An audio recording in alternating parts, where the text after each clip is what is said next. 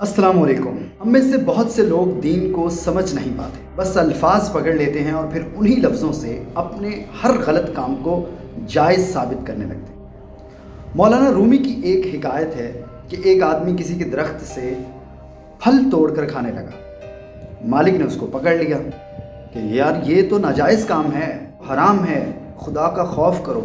तो वो आगे से बोला कि डर कैसा, दरख्त तो खुदा का है, मैं खुदा का बंदा हूँ और दरख्त से खुदा का फल खा रहा हूँ। मालिक समझ गया, वो मुस्कुराया, उसने कहा कि इसे दरख्त के साथ बांध दो।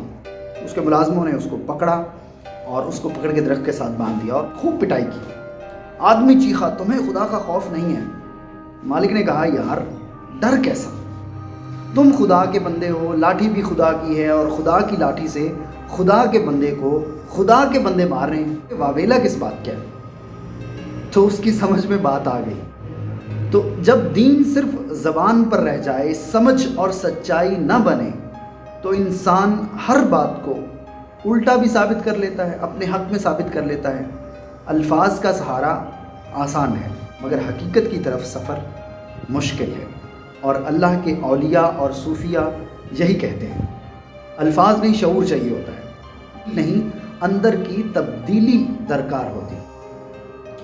आज आप अपने आप से एक सवाल करें कि खुदा का नाम लेकर अपने नफ्स को तो नहीं बचा रहा, अल्लाह का नाम लेकर मैं कहीं अपने गुनाहों को जस्टिफाई तो नहीं कर रहा। आपकी क्या राय है? कमेंट सेक्शन में ज़रूर बताइएगा।